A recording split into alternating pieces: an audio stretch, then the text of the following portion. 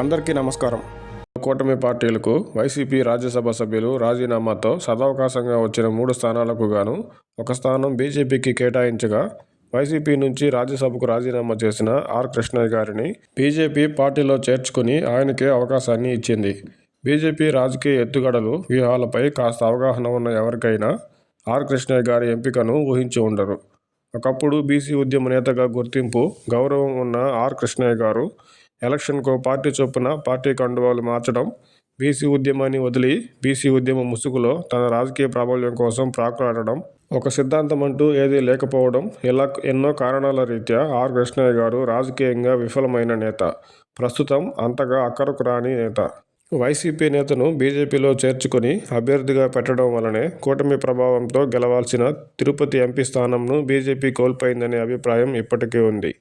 ఇప్పుడు వైసీపీ నుంచే వచ్చిన ఆర్ కృష్ణయ్య గారిని బీజేపీలో చేర్చుకోవడం, తిరిగి ఆయనకే రాజ్యసభ అవకాశం ఇవ్వడం కూడా బీజేపీకి ఎలాంటి ఫలితాన్ని ఇవ్వబోదు.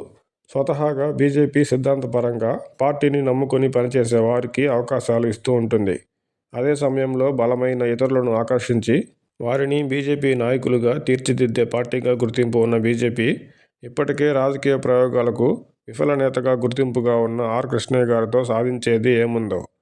ఆర్ కృష్ణయ్య గారిని బీజేపీలో చేర్చుకోవడం, ఆయనకే రాజ్యసభ అవకాశం ఇవ్వడం వెనుక బీజేపీకి ఏమైనా వ్యూహం ఉందో లేదో తెలియదు కానీ, ఆర్ కృష్ణయ్య గారితో బీజేపీకి అదనంగా వచ్చే ప్రయోజనం మాత్రం ఏమీ ఉండబోదు. రాబోయే తెలంగాణ ఎన్నికలకు బలమైన బీసీ వాదాన్ని వినిపించడానికి ఆర్ కృష్ణయ్య గారిని బీజేపీ అస్త్రంగా మార్చబోతుందనే వాదన ఉన్నప్పటికీ, ఇప్పటికే తెలంగాణ బీజేపీలో ఆర్ కృష్ణయ్య గారి కంటే బలమైన బీసీ నేతలు ఎందరో ఉన్నారు. ఇంకా 4 సంవత్సరాల సమయం ఉన్న తరుణంలో ఆర్ కృష్ణయ్య గారికి బదులుగా తెలంగాణలో ప్రభావం చూపగలిగే మరో బీసీ నేతను తెలంగాణ సమాజం నుంచే ముందుకు తీసుకురావడం బీజేపీకి కాస్తైనా మేలు చేస్తుందేమో కానీ, ఇదివరకే టీడీపీ బీజేపీ కూటమిగా ఆర్ కృష్ణయ్య గారిని ముందుకు నెట్టి చేసిన విఫల ప్రయోగ నేపథ్యం ఉన్నప్పటికీ బీజేపీ ఆర్ కృష్ణయ్య గారికి పెద్దపీట వేయడం ఆశ్చర్యకరమే. గతంలో వైసీపీ నుంచి ఆర్ కృష్ణయ్య గారికి రాజ్యసభ అవకాశం ఇచ్చినప్పుడు తెలంగాణ వ్యక్తికి ఆంధ్రప్రదేశ్ నుండి ఎంపీగా ఎందుకు అవకాశం ఇస్తున్నారంటూ ఆరోపణ చేసిన వారిలో టీడీపీ నేతలు కూడా ఉన్నారు.